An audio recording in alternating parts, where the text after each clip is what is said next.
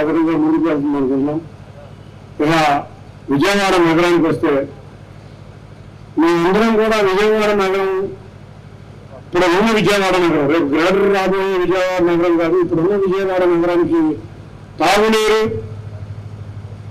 Open drainage systems లో, అంతేకాకుండా strong water, ఈ మూడు క్లియర్ అవ్వాలని గత సంవత్సరం కాలం నుంచి కృషి చేస్తున్నాం. కానీ మాకు కౌన్సిల్ ఏ రోజు సహకరించదు. కౌన్సిల్ మన దురదృష్టవశాత్తు అక్కడ వైసీపీకి మేయర్ అయితే ఉన్నారు.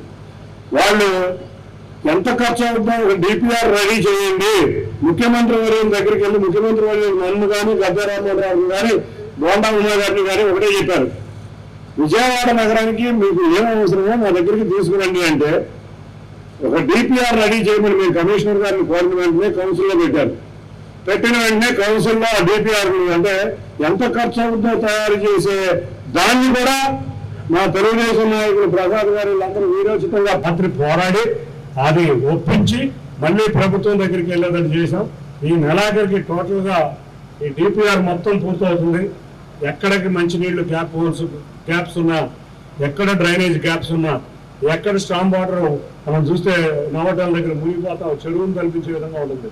ఇవన్నీ క్లియర్ అయ్యేటట్టు ఈ నెలాఖరికి డిపిఆర్ రాబోతుంది.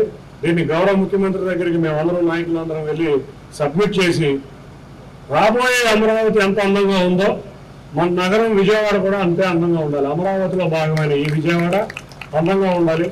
మీరు మాకు మమ్మల్ని అందరినీ గురువు బ్రహ్మాండమైన బాధ్యతలు అప్పచెప్పారు. భారీ మెజార్టీతో కల్పించారు, చిన్న మెజార్టీ కాదు. ఇవాళ ఎంత భారీ మెజార్టీతో కల్పించారంటే మాకు బాధ్యతలు అంత పెరిగినాయి. ఈ బాధ్యతలు తీసుకున్నాను మేమందరం కూడా రోజు ఎక్కడికక్కడ ప్రజల దగ్గర ఉంటున్నాం. మీరు చూసారు లేదో, మీరు ఇదివరకు అయితే ఒక ఎమ్మెల్యే కనపడాలన్నా కూడా అంటే ఇక్కడ కాదు, ఇక్కడ మన ఎమ్మెల్యే ఉండేవారు కాబట్టి ఆయన రోజు తప్పని కూడా కనపడే పరిస్థితి ఉండదు. మన తెలుగుదేశం నాయకులు ప్రతిపక్షంలో ఉన్నా అధికారంలో ఉన్నా, ప్రతిపక్షంలో ఉన్నప్పుడేమో సమస్యల మీద పోరాడాం, అధికార పక్షంలోకి వచ్చేటప్పుడేమో సమస్యల మీద పరిష్కరించడానికి పోరాడుతున్నాం. కాబట్టి వచ్చి సంవత్సరం టైం అయింది. త్వరలో ఈ విజయవాడ నగరానికి పట్టు పాటిస్తున్న ఈ మూడు సమస్యల్ని పారదోలే విధంగా మేమందరం కృషి చేస్తాం. తప్పకుండా రాబోయే 2-2.5 సంవత్సరాల్లో రాబోయే గ్రేటర్ విజయవాడ వచ్చే లోపు ఇక్కడ ఉన్న నగరాన్ని అభివృద్ధి చేసుకుంటూ వెళ్దాం. ఇక ఒకటే, అధికారులు కూడా బాగా కష్టపడుతున్నారు. మన విజయవాడ నగరం పారిశుద్ధ్య నగరం కింద ఇండియాలోనే 7 స్టార్ వచ్చి ర్యాంకింగ్ వచ్చిన 4వ నగరం కింద అభివృద్ధి చెందింది. అది ఒక్క అధికారుల వల్లే కాదు, ఇక్కడ ఉన్న ప్రజల యొక్క అవేర్నెస్, విజయవాడ ప్రజలకు అంత అవేర్నెస్ ఉంటుంది. ఏ కార్యక్రమం అయినా విజయవాడ గవర్నమెంట్తో పాటు సొసైటీతో ఎక్కడికక్కడ కార్యక్రమాలు చేశారు. ఇది విజయవాడలో ఉండే అవేర్నెస్. నేను కూడా చెప్తున్నాను, మా ఇక్కడ కాలేజీలు ఉన్నాయి, ఏ కాలేజీ చూసినా స్థలం ఇచ్చిందంతా విజయవాడ నగర ప్రజలే.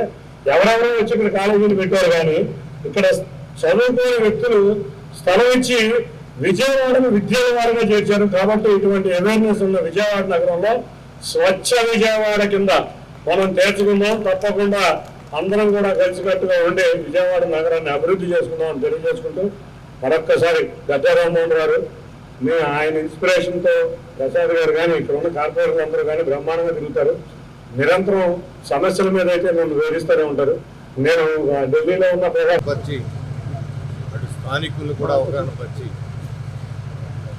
ఈ దోమలు పరిశుభ్రత వీటన్నిటి మీద కార్యక్రమం ఏర్పాటు చేసుకుని 2024లో ముఖ్యమంత్రి అయిన దగ్గర నుంచి చంద్రబాబు నాయుడు గతంలో కూడా 1995లో మొట్టమొదటి ముఖ్యమంత్రి అయిన తర్వాత కూడా ఆయన చేపట్టిన కార్యక్రమాలు మొక్కలు నాటడం, స్వచ్ఛత మీద ప్రత్యేక ఇక్కడి చిన్ని గారు రావడం జరిగింది.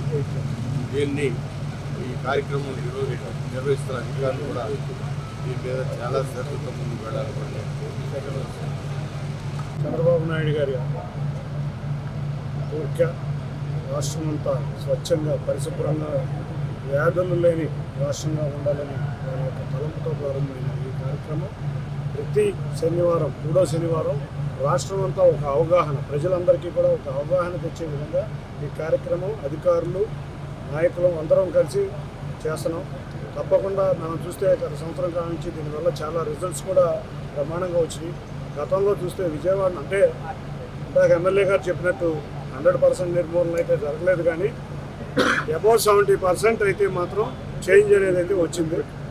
నిరంతరం కూడా అధికారులు కూడా ఎక్కడికక్కడ అప్రమత్తమై మనం చూస్తే వరదల సమయంలో గాడి నుంచి ఎక్కడ ఇబ్బంది ఉన్నా కూడా పరిశుభ్రత కార్యక్రమాల కింద అధిక ప్రాధాన్యత ఇస్తున్నాం. గౌరవ ముఖ్యమంత్రి వారిలో అయితే వరద సమయంలో మనం చూస్తే ఎక్కడైతే బురద ఉందో ఆ ప్రాంతాలన్నింటినీ సరికొత్త విధానం ఎప్పుడూ దేశంలో లేని విధంగా ఫైర్ ఇంజిన్లతో రోడ్లు ఇళ్ళు క్లీన్ చేయించిన విధానం చూస్తే ఒక ఆశ్చర్యం కలిగించింది. అది నిజంగా చూస్తే నేషనల్ లెవెల్లో ఒక పెద్ద చర్చావేది కూడా అయింది. కాబట్టి తప్పకుండా వాళ్ళు వచ్చే కొత్త వ్యాధులు వస్తున్నాయి, కొత్త దోమలు వస్తున్నాయి. వీటిని ముందే మనం తగ్గించుకుంటూ మన ఆపలేం, కానీ ఏ విధంగా తగ్గించుకుంటాం అనేది ఈ స్వచ్ఛాంధ్ర స్వర్ణాంధ్ర కార్యక్రమం. తప్పకుండా ఈ కార్యక్రమం భారీగా జరుగుతుంది. రాష్ట్రమంతా చాలామంది ప్రజలు కూడా అవగాహనతో ముందుకు వస్తున్నారు. వాళ్ళు చూస్తే ప్రజల యొక్క అవగాహన మనకు కూడా అర్థమవుతుంది. అందులో విజయవాడ మున్సిపల్ కార్పొరేషన్ కూడా 7 స్టార్ రేటింగ్, దేశంలో వచ్చిన 4వ సిటీ 7 స్టార్ రేటింగ్. ఇది అందరూ కూడా అధికారులు, నాయకులు, ప్రజలు కొంత భాగస్వామ్యంతో విజయవాడ నగరానికి 7 స్టార్ రేటింగ్ వచ్చింది. తప్పకుండా ఆ రేటింగ్ తగ్గకుండా ఉండే విధంగా మనం అందరం కృషి చేద్దామని తెలియజేసుకుంటూ మరొక్కసారి గౌరవ ముఖ్యమంత్రి వర్యులు ఇటువంటి బ్రహ్మాండమైన కార్యక్రమాలు చేస్తూ ఆంధ్రప్రదేశ్లందరినీ కూడా ఒక ఆనందంగా ఒక పండగ వాతావరణం నింపిన వారందరికీ వారికి ధన్యవాదాలు తెలుపుతున్నాను. చరిత్ర సృష్టించినోడు ఇప్పుడు ఆ చరిత్రని తిరగరాయబోతున్నాడు. అబద్ధాల గోడల్ని బద్దలు కొట్టి నిజాలను రాగా మీ ముందుంచబోతున్నాడు. నిజమైన వార్తల కోసం వెంటనే డౌన్లోడ్ చేసుకోండి రా యాప్ని.